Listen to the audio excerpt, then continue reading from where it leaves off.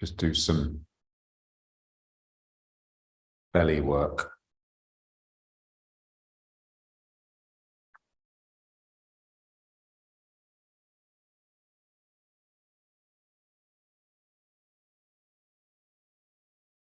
Just drawing in and pushing out.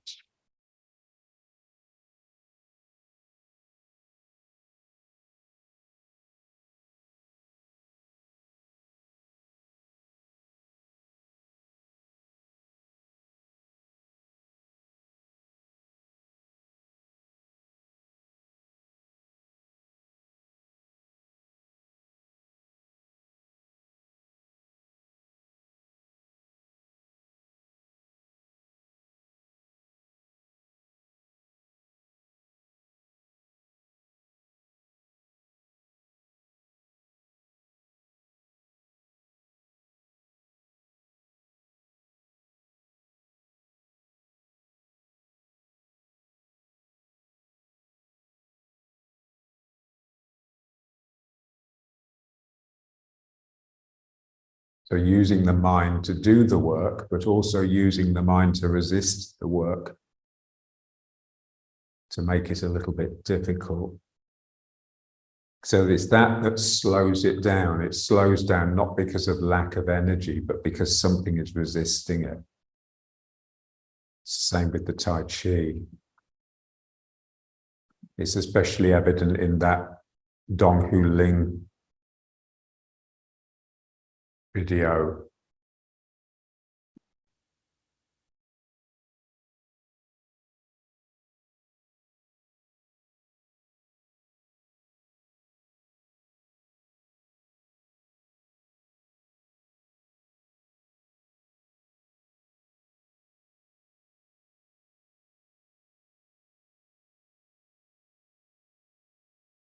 Yeah, so we just want to make the belly muscles as strong as the back muscles.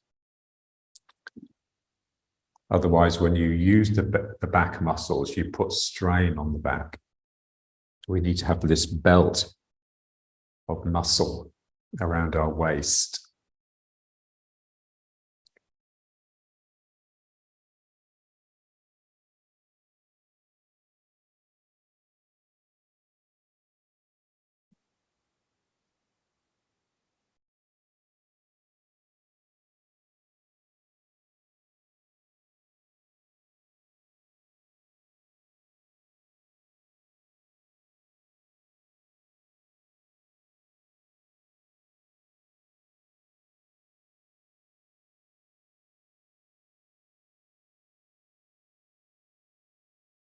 So you can think of the back, the lower back muscles are used to express yourself, and the belly muscles are used to control yourself, to sort of temper that expression.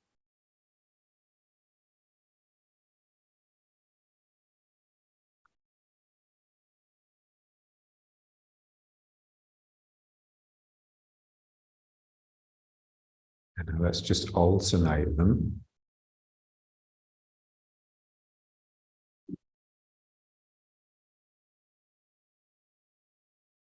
So this action with the hands, I mean, effectively it's a figure of 8. You're opening one hand and closing the other.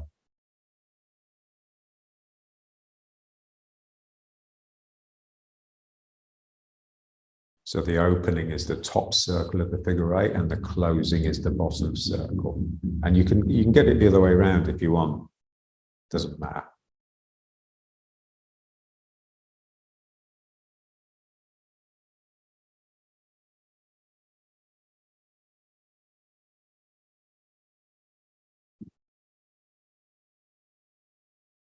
So now you get a sense that one side of you is resisting the other side. So they're sort of working against each other. So you can get that sense of resistance even more strongly. You don't have to use the mind so much. Ooh.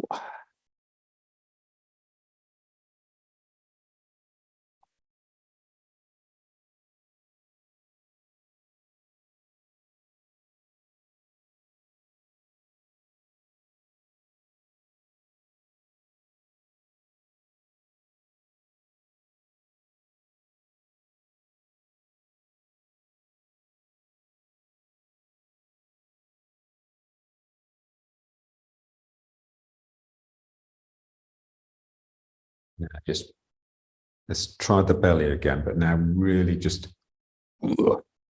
pulling as local as you can. Just pull it in and just feel the very center of that tension. That's basically your dantian.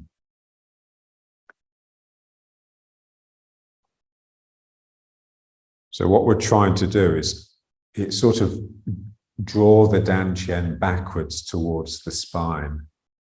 Because I believe most people's is just too far forwards because they have a sway back. So it's like I'm trying to pull it right in.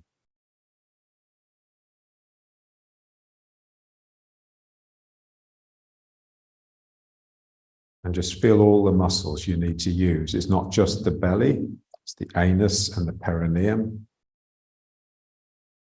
So that urogenital diaphragm needs to contract as well. And then if you breathe in as you pull in through the little hole, then you get the breathing diaphragm involved as well.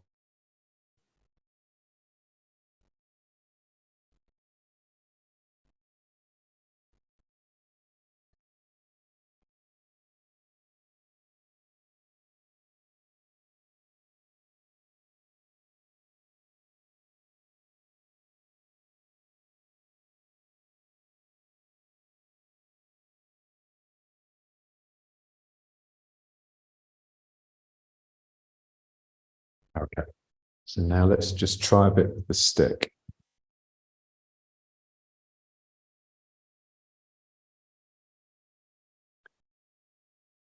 Okay, so just twisting, start it gently, keep the belly pulling in.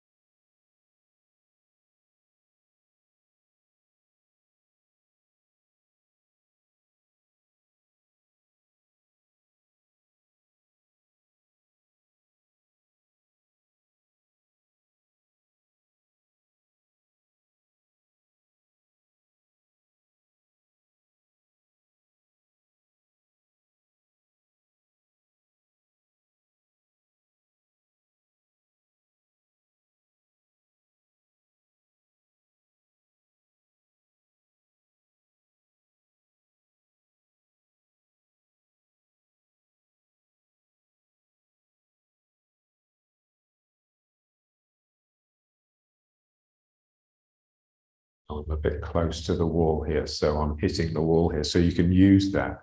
You can just really just push into it. It's the same if you've got the back of the back of your chair. If you can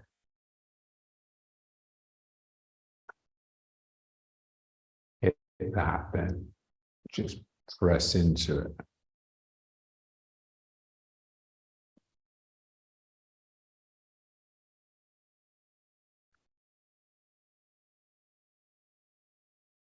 Okay, now let's just try a few tilting.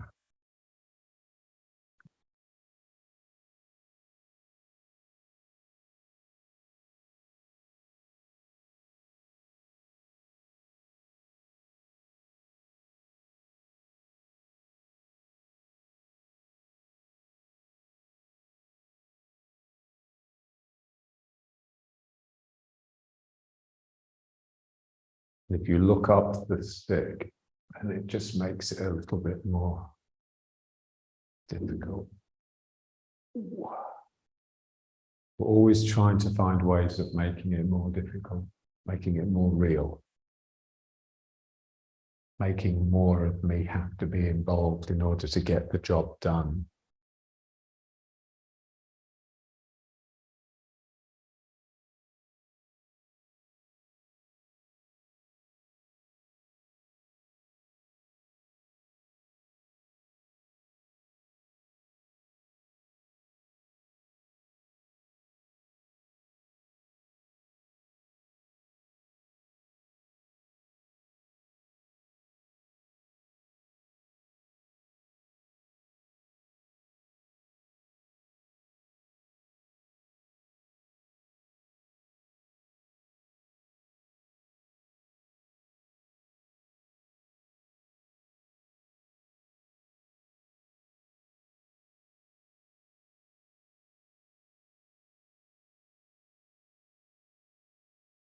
And now just sort of combining them, just going down.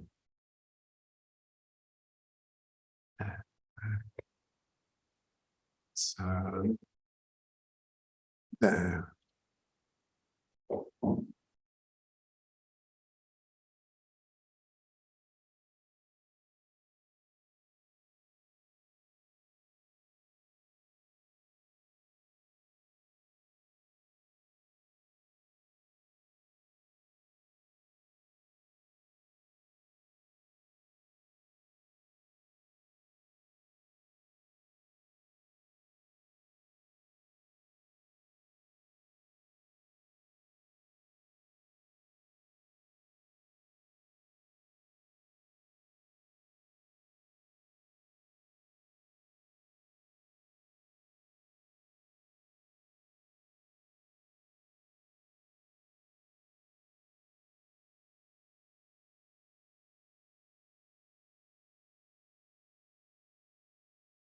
And now let's just try just pulling it.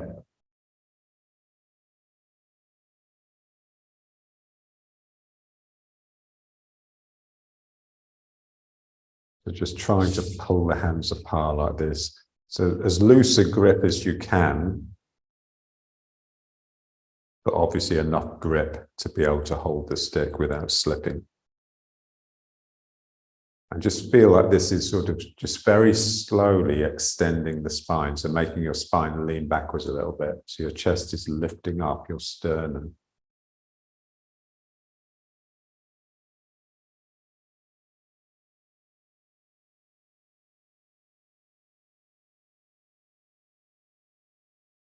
Then just press the hands towards each other. So now squashing the stick in the middle. And this is like the out breath. This is slowly, the spine is slowly sort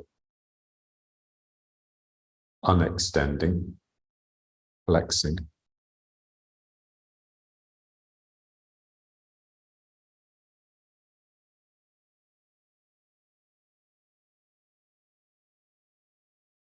Yeah, so try and get the pressure. So I'm pushing my hands together like that. I'd like to get it at least originating, starting in this pull in the belly. So my hands are pushing together because my belly is contracting. I mean, obviously the arms are helping as well, but it starts in the belly and then the back. Then my back starts pulling and that pulls my hands apart. Yeah, so it's not in the shoulders and the arms so much as the back and the belly.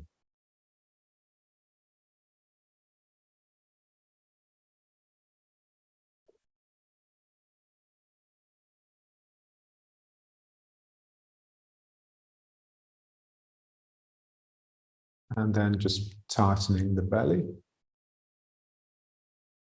So this is the pushing with the hands.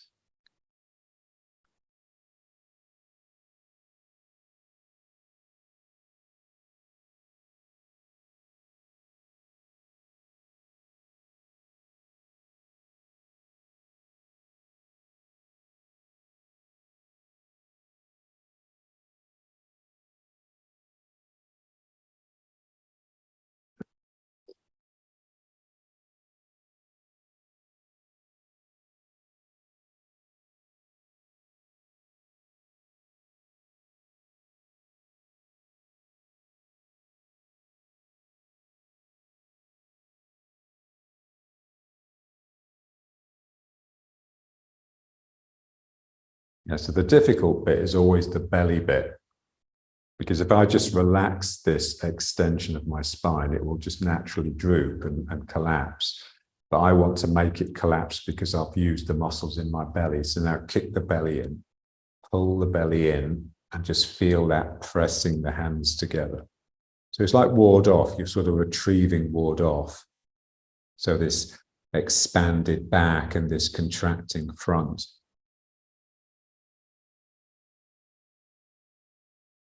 Ooh. And then one more. Oh.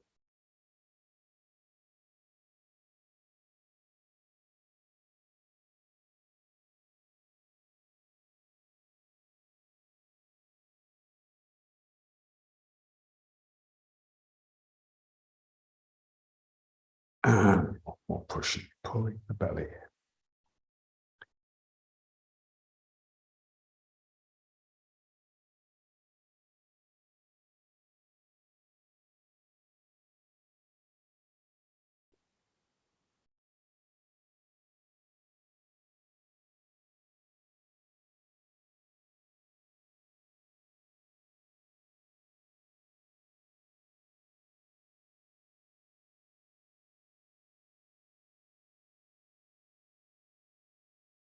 So let's just try a few with the pedaling feet.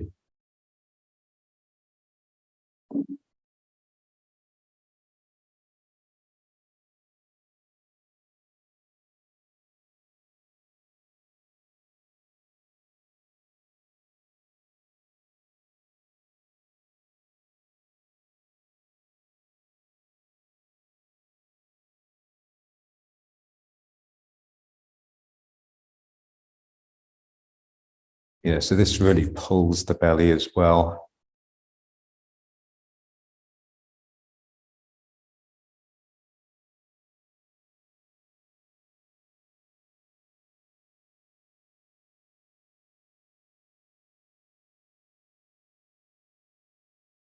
It's a riding horse. Endlessly challenging.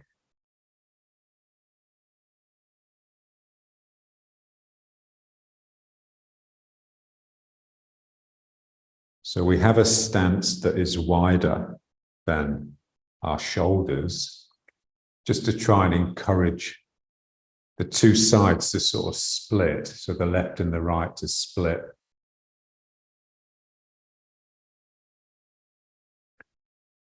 So I'm not one person, I'm two people. I'm a left side, I'm a right side. And they're connected, but not so much.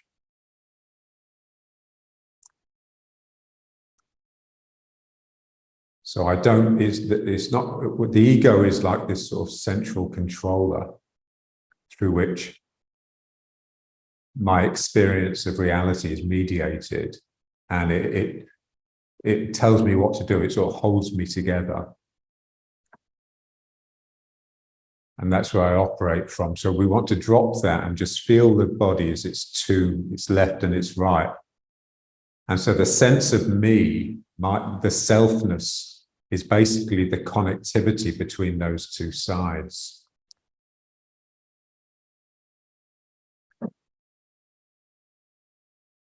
Rather than it being this sort of transcendent entity. Yeah. So basically, what they're saying now, the philosophers, the theologians, is that the one God, the Jewish God.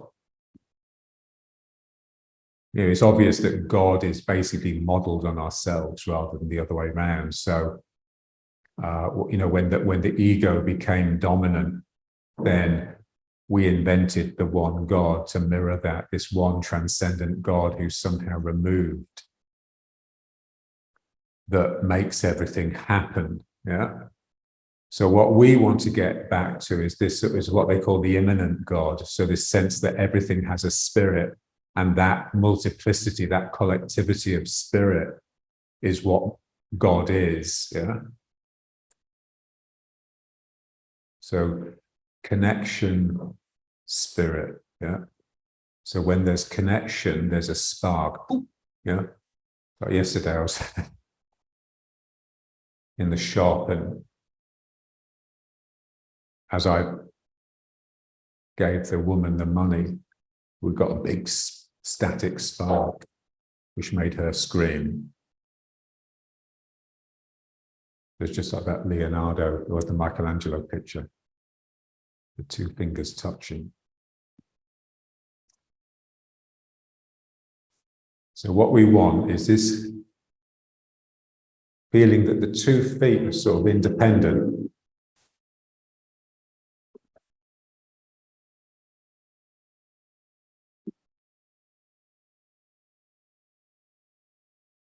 They're independent and they're really listening to each other.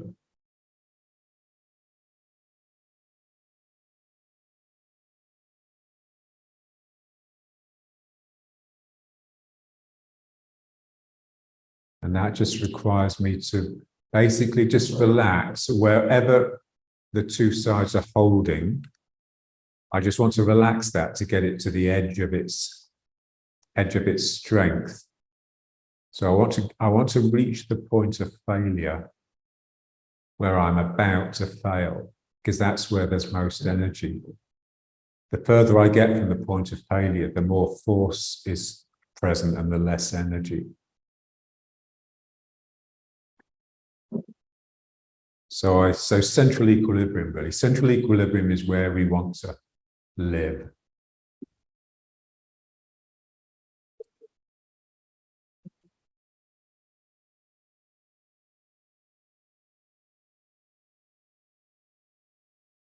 So we live in that shaking zone where the energies are sort of just really having to listen in order to maintain this tenuous balance. So you know, in Tai Chi they have like the 5 directions, yeah. So left, right, forwards, back, and then the middle. So the Chinese love the number 5, you know, the 5 elements. It used to be 4, and then I think they sort of discovered metal and thought, shit, this is an element. So they had to make 5, yeah. So most cultures have 4. And so you've got this central equilibrium here, this sort of bounce. So gravity is pulling me down, and I am having to push up to balance that. Yeah. So just feel how the gravity tends to do this. Yeah. Because it doesn't just pull you down, it also sort of collapses you into this curve, which then cuts under. Yeah, so this thing of getting under the ground like this is very natural. It's not something we have to manufacture. But you do have to draw the belly in. Yeah, so you need to get this under control first. You know, so mind in Danchen, that's basically what that is. Just means lose a bit of weight, stop being such a fat cunt, and just draw this in, control yourself, pull yourself together.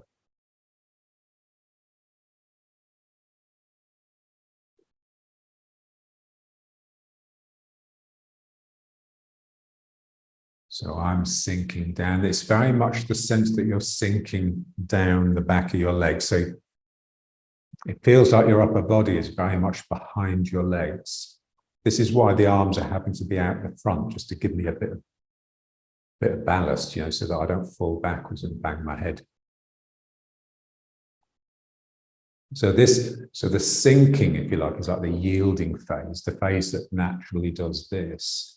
And then the straightening my legs to balance that is the extending phase that sends my energy out. So again, it's this balance all the time. Then we also have the equilibrium between the two sides. So I'm trembling here. I'm also trembling here. But this tremble between the two sides, it's more of a turn, yeah? Because it's a real bloody effort to sort of just push from side to side. So we want something that's really fine, and that's much more in the turn.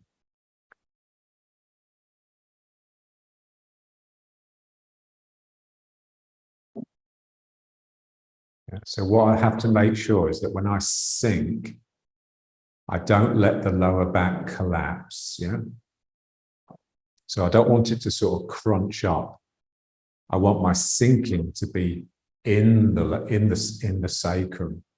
So my sacrum is extending down behind my legs, really, and under my feet.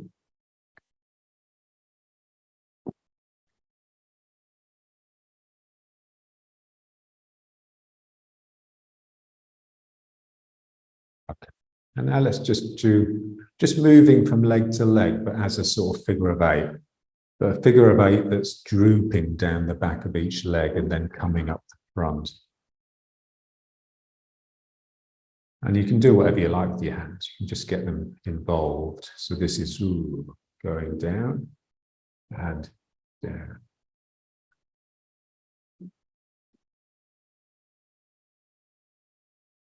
So slumped shoulders and drooping buttocks.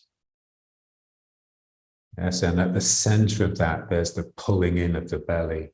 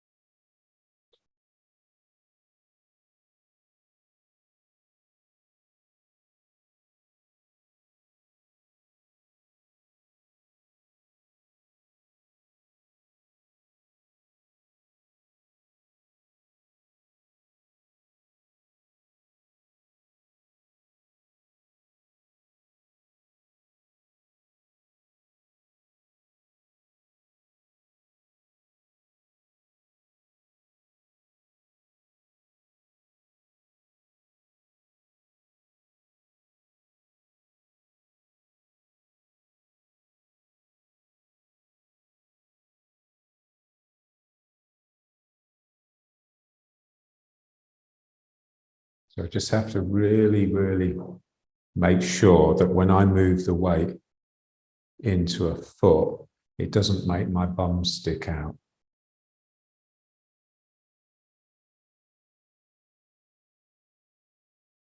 So I want to keep my tail searching for the heel of the foot that it's coming into. So the pressure here doesn't make my tail stick backwards.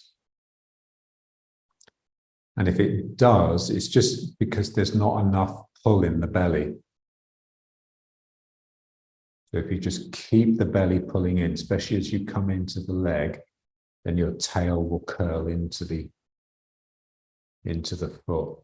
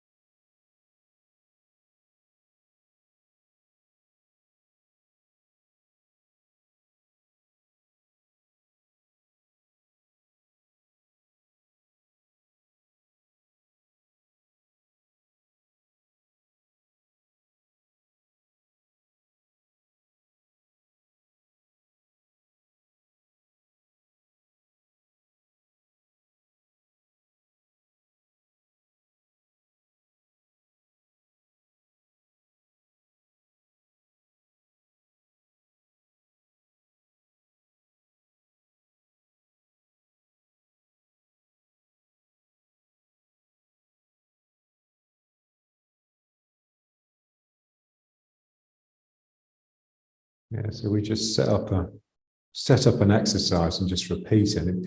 It's like a mantra. It's like repeating a mantra.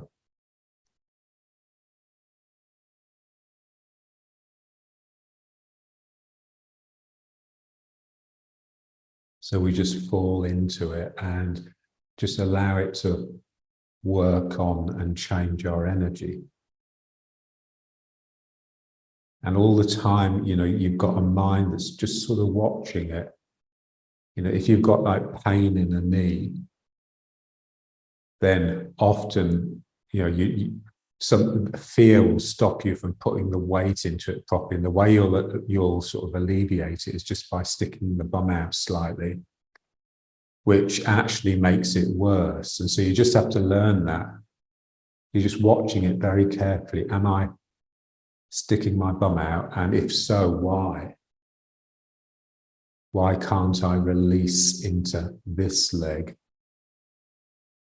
as freely as I can release into that leg? Is there actual pain, or is it just a habit that can be broken?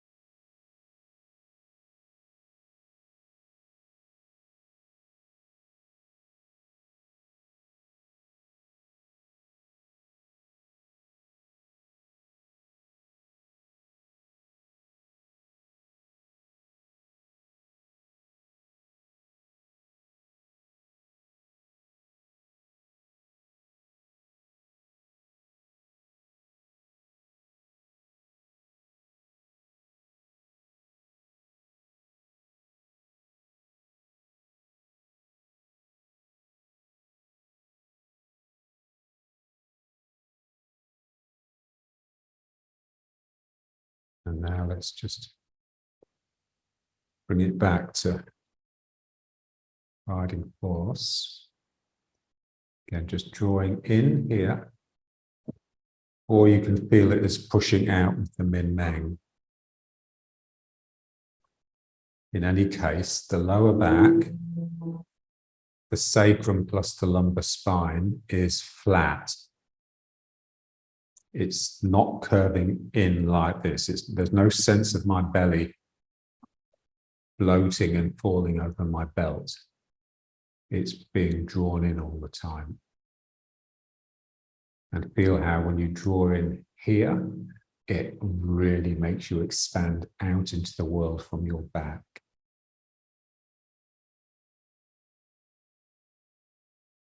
So the more I withdraw the self, the more my energy can actually come out.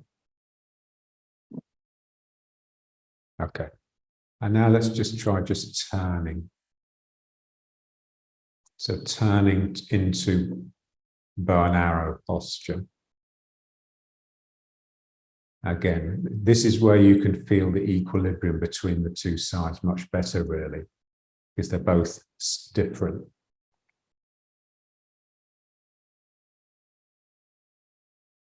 Or more different than what they are in riding horse.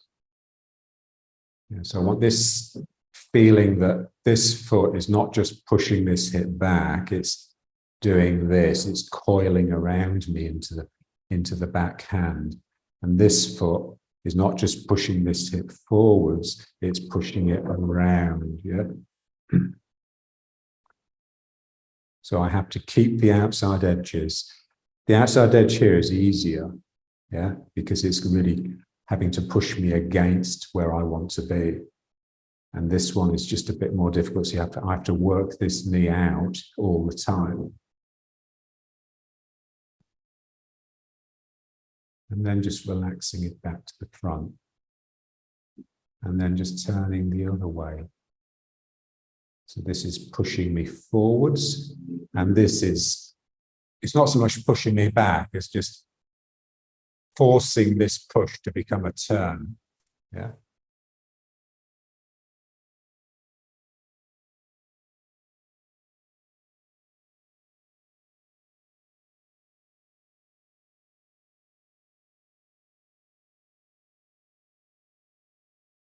Just all the time, just trying to relax across the sacrum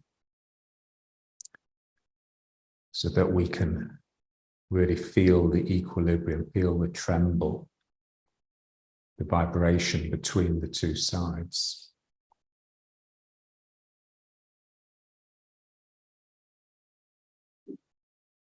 And then just let it relax back to the front.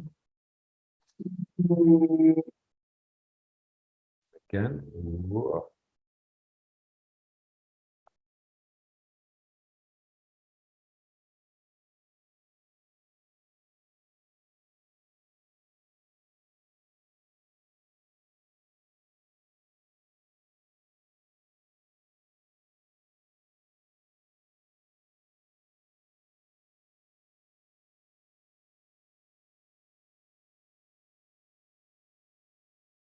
Yeah, so whenever we do something, whenever there's like an action, it basically just sort of comes, it means that my back gets involved, yeah? So I get there and then I just draw the belly in order to maintain that equilibrium between the belly and the back. So everything's imbalanced, but it's more like a sort of working balance. They're sort of tussling with each other. They're like, you know, when those sumo wrestlers, when they're both locked together, or like, you know, two stags that are sort of antlers are locked together.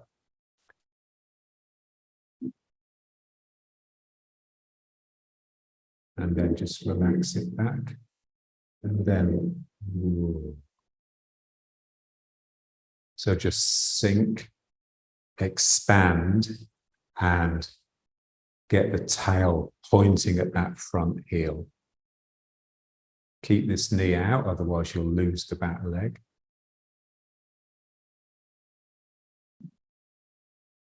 Belly contracted. That's what we're not used to.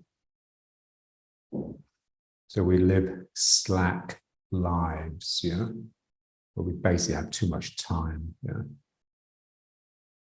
too much time on our hands and not on the ground under our feet. So just feel, ugh, your feet are planted. So rooted and planted, they don't quite mean the same thing. So planted just means, oh, you're there, and then the rooting can happen. So first you have to be planted, and then you can just allow the root. It's almost like it just gets sucked out of you into the ground if you just release.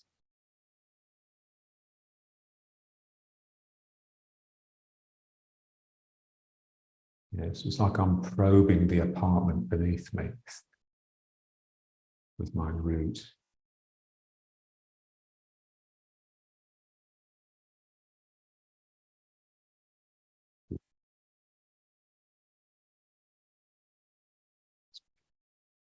One more this side, yes. So, ooh.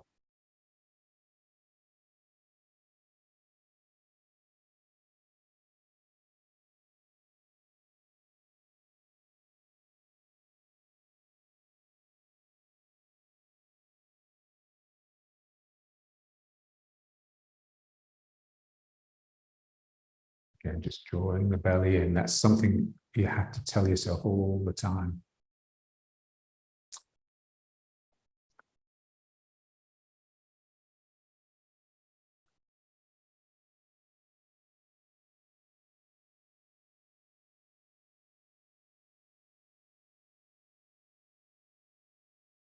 And then just back to the front.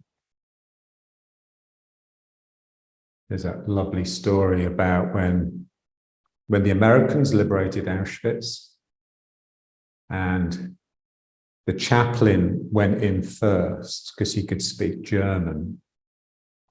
And, obviously everyone was just horrified. And he saw a boy just playing on top of this pile of bodies. Yeah. So he called him down and lifted him up. And he just said to him, "How old are you?" And the boy just looked at him and just said, "Well, I'm older than you." He says, "Why do you say that?"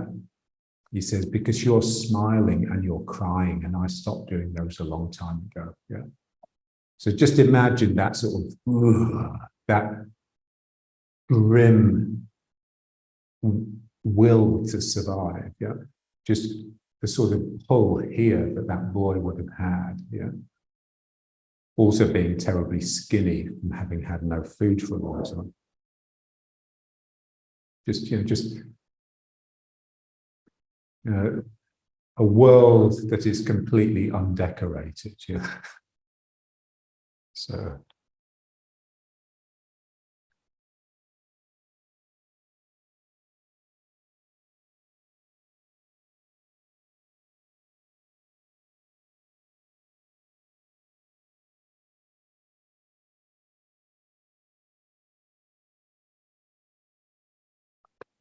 And now let's just turn it. Again, keeping the belly contracting in order to maintain a certain flatness in the lower back. So as you turn, the tail is more and more tempted to go out. Yeah, because what we're used to is coming into the front foot by falling into it like this. Yeah, so I'm basically getting my center of gravity over the foot, but my tail is pointing backwards, if anywhere, into the back foot. Yeah. So we want to stop that. We want to come into the front foot because we've drawn the tail under, and I'm pointing my tail at the front foot. This is Chen Manqing's great insight. Yeah. And so as I turn here, it's just like this posture that we know what we've just been doing, but just doing it more quickly and as a continuous exercise. So here I have to just make sure that I maintain the flatness here, because the sacrum will just naturally curve under if you keep the lower back flat, because the sacrum is curved. Yeah? So it will naturally point like this. And you just got to feel what it requires in the mind. Yeah. So this has to maintain its tightness as I turn. Because if I lose the belly and the belly falls out, my tail will stick out behind me. So the more I turn, the further I turn, in a sense, the more I have to sort of just draw in the belly.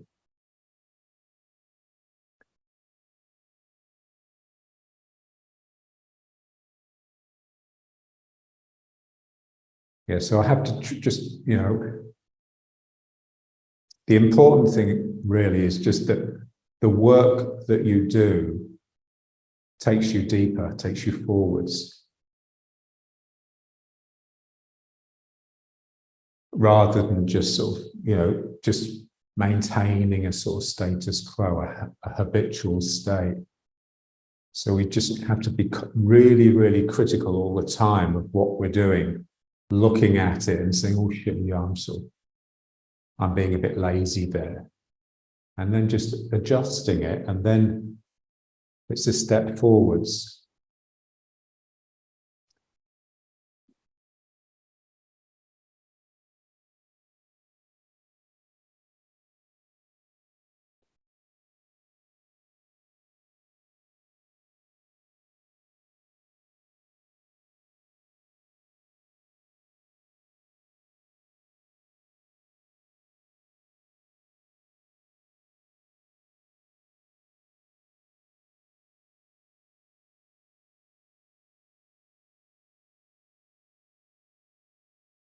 And if you just try and notice that every time you get distracted and start thinking to yourself, your belly has slackened.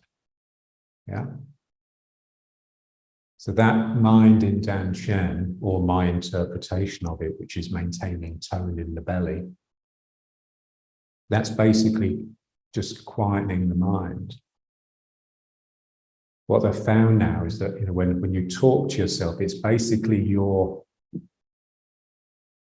left brain, the analytical, rational part, talking to the other side. But the other side lost its language center a long time ago, so it can't talk back. It used to be the other way around. So your right brain, the intuitive, big part of you that sees the connection, sees context, that used to talk to the rational side.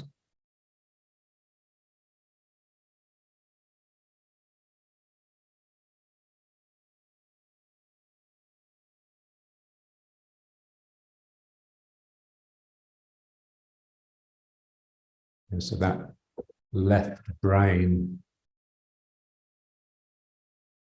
there's a lovely phrase of Robinson Jeffers, poet: clever servant, insufferable master.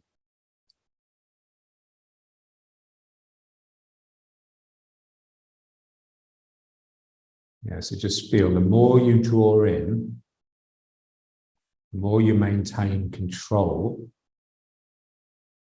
of your ego, the more you just expand into the room and fill the room. So as you turn here, the whole room is turning with you. You're swirling and whirling.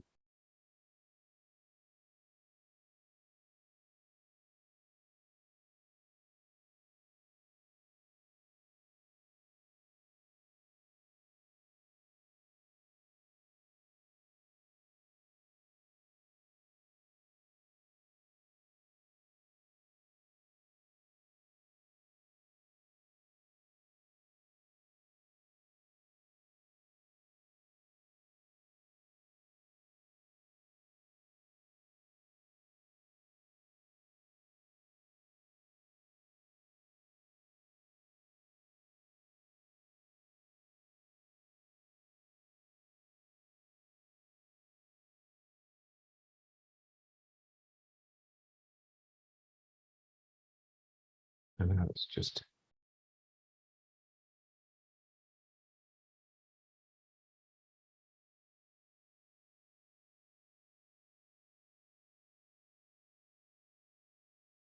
so when we turn, it sort of cleans things. You know, so when we're just standing, it becomes a little bit analytical, yeah. Because the ego requires stillness for it to operate. Yeah. So when you just impose turning, it's basically just pure movement turning for me, then you're less inclined to sort of settle into your own inner dialogue and just be more with just the pleasure of it. It's like when you're on a swing, you know, just really enjoying it. Yeah. So it's the same when you're turning.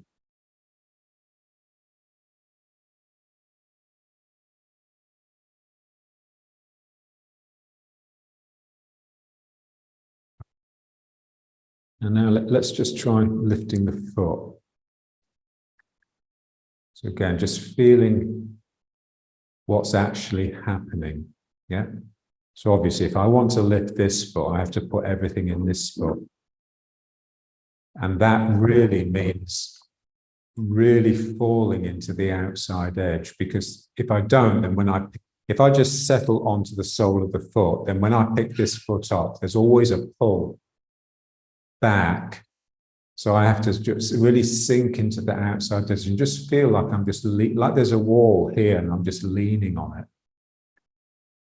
And then this can be, you know, this can be free, and then down here. There's a sense that I'm sort of drifting in that direction to just balance the natural drift into this. Yeah. So I'm drifting here. And you can see if it just wants to pull back. So I have to keep the mind going. Yeah, so it's much better to fall that way than fall this way. But of course, if you fall that way, you're liable to hurt yourself. So I sink, I'm drawing the tail under. I'm not really, I'm drawing the belly in. Yeah, so this is important. We control the sacrum from the belly, not from the back. If I'm pulling here, then I'll just produce tension. I'll seize up the sacroiliacs.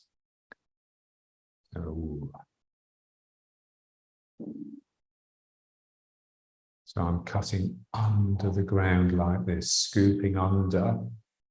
And it's that lifts the leg. My belly is pulling in. So my belly is a real place. It's a real center. It's a real thing. I've created a thing. Something that's separate from what's around it.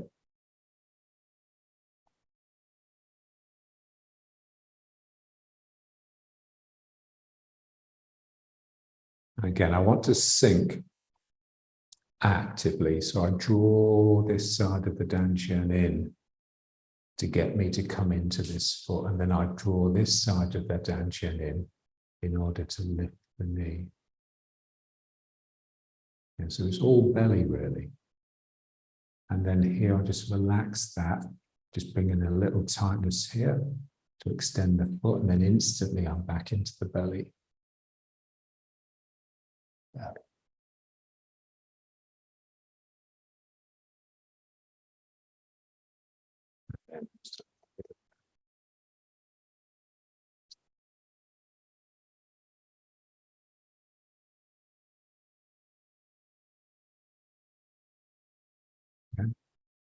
So when I extend fingers or toes, it's because my back is just pulling slightly to do this.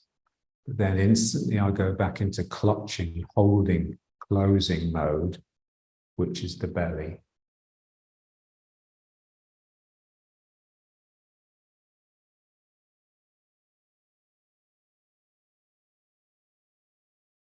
And then ooh, and ooh.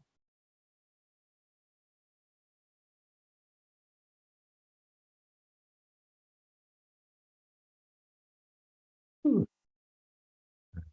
Ooh.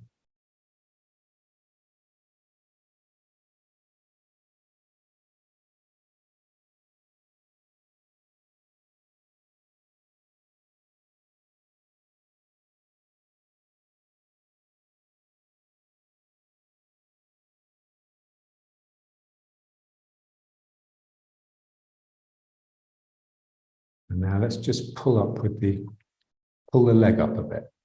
Yeah.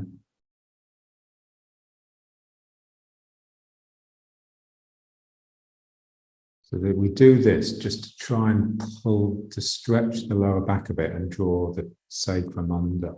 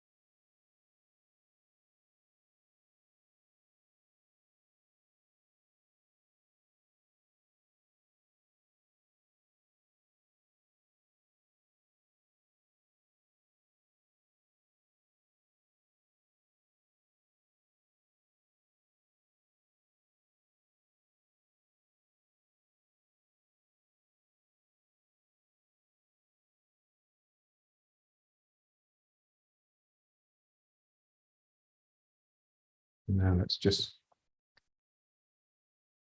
back into riding horse.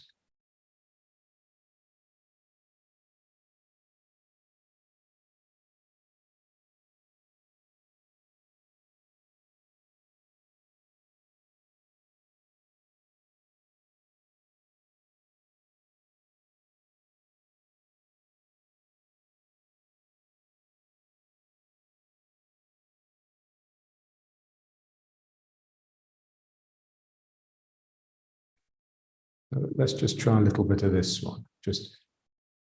You don't have to go down very far.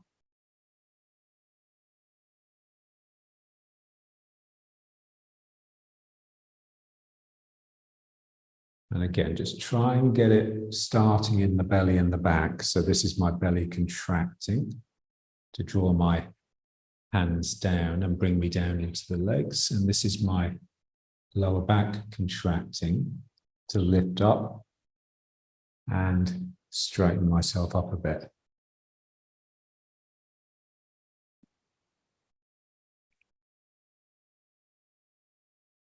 Yeah, and you can see that this phase will happen by itself because gravity will just pull me down. Whereas this phase, I always have to work for this. Yeah, so this is why the back is much stronger than the belly. And this is why we need to strengthen the belly. Yeah. So I just imagine that I have to really work to go down. So I'm really drawing in here. Ooh.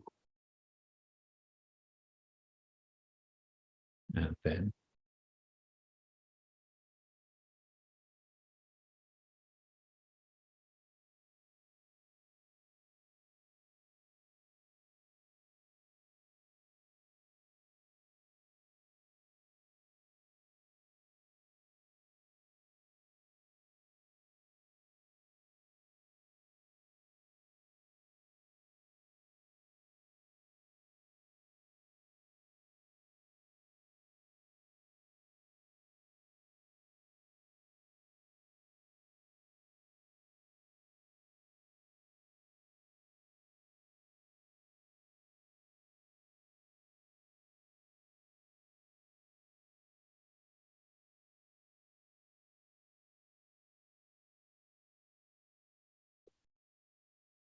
now let's just step.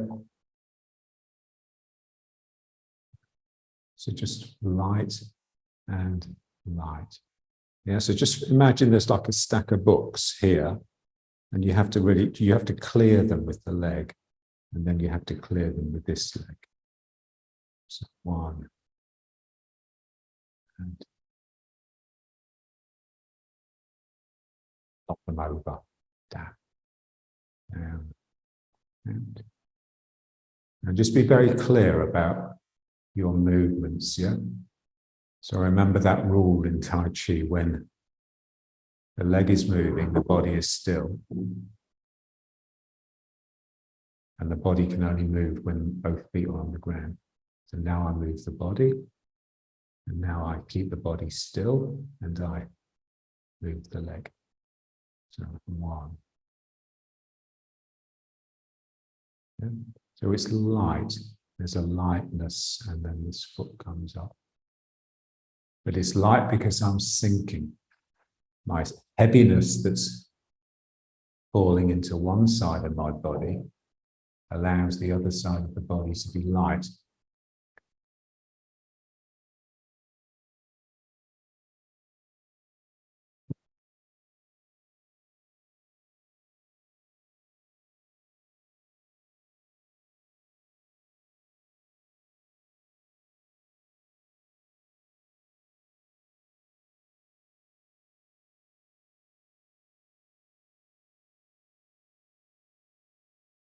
Now we just want to look at something, and that's the placement of the foot.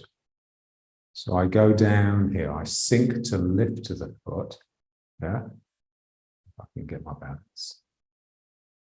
And then I put the toes on the ground, but now I have to get the whole foot on the ground. And I want it to sort of just relax down, but sort of open up like this. So something here has to expand. So this is, John used to say that, we sink in order to lift the foot off the ground, but then we also have to sink again to actually place the foot on the ground. Yeah.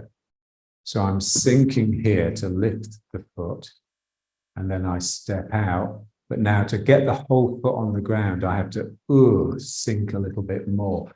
And then both feet can sort of feel a little bit independent. And then I push across. This foot fills, and then this foot can empty. And now sinking to bring the foot up again. Send it out, but then sinking a bit more. So it's like a roundening here. Enables the sole of the foot to really plant.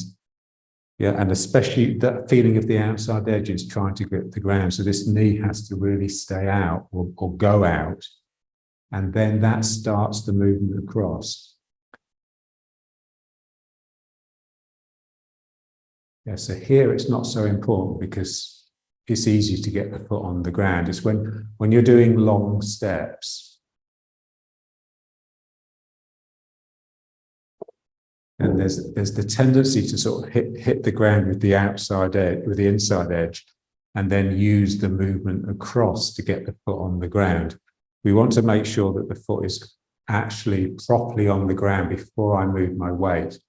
So here, and then I open up, and then I can move across. So John was really big into this.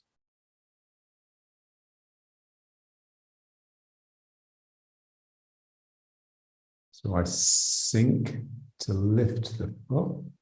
I step, and I sink again to get both feet on the ground flat. And then I just move across. Yeah, so it's difficult, but it's really important in the form.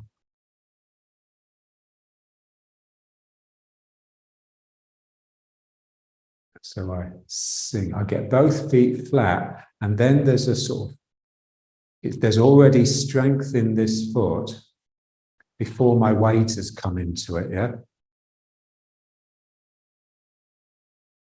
So that the strength, the usable strength in the leg is not just to support the weight or move the weight, it's also just to maintain this sort of dynamic tussle between the legs. And so here, yeah. So this foot is on the ground, it's nicely planted. And then if I push with this leg, I can already use this leg to keep myself turning, yeah. If this is all slack, then I need to put some weight into it. I need to move this direction a little bit before it's got enough strength in it. And that's then just the strength of supporting that little bit of weight. And then it just feels dead. It doesn't feel as alive anyway. As when we just work like this. So down, this foot comes up, and then out, and now, oh, I have to really sink. And then this leg can be really active in a sort of really quick springiness. And then I can turn around. So even though it doesn't have any weight in it, I still get a sense that this is where I can get the energy from. So it's much more like, you know, those postures where we just either have the front of the foot on the ground or just the heel. Yeah. So here I'm cutting under, draw a belly drawing in. Try again. Down, up, and then stepping out. And then, oh, something in me has to really open into riding horse, basically, you know, with 2 feet flat on the ground. And then I pull into this leg. So as I sink in order to get this foot on the ground, it's as though I'm loading this leg even more, and then that will tend to want to spring back. So we just use that to actually move the weight across. Yeah.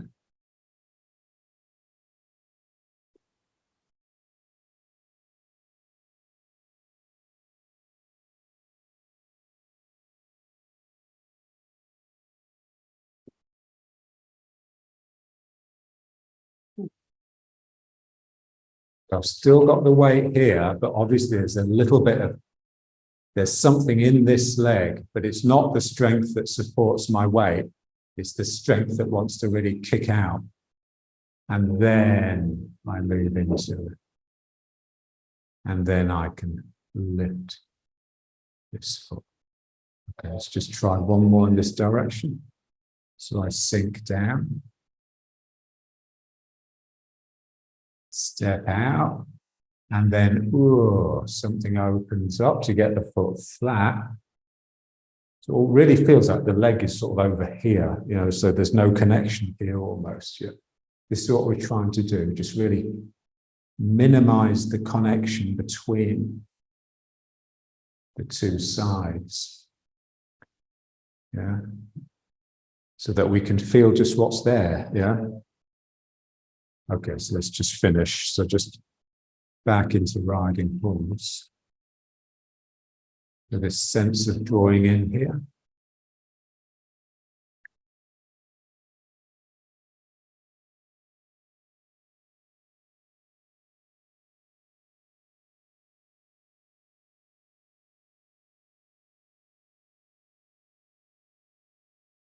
Yeah, and so this is drawing in, which is sort of expanding the back like this. But also all the centers are drawing in. So this one is drawing in, which is tending to round the shoulders and stretch the shoulder blades apart, exposing this middle of the back, which is important. But then this one is sort of pulling in as well. And so it's expanding from the occiput here. Yeah, so you're just really drawing in the whole front of your body and expanding out from the spine. Yeah.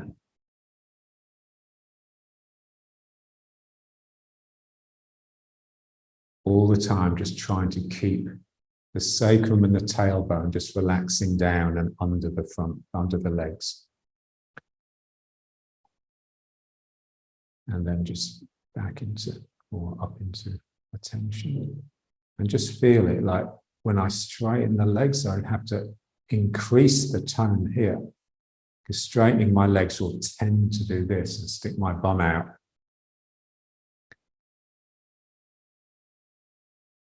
So even when the legs are straight, they feel like they're bent. So what they say is the front of the leg is straightening, but the back of the leg is still bending. Yeah, so as well as there always being tone in the belly, there should always be tone in the hamstrings as well. And that's really difficult. Yeah, so basically, we just have to live much more active lives, yeah. If we were really interested in getting it right, but of course most people aren't. It's just a hobby.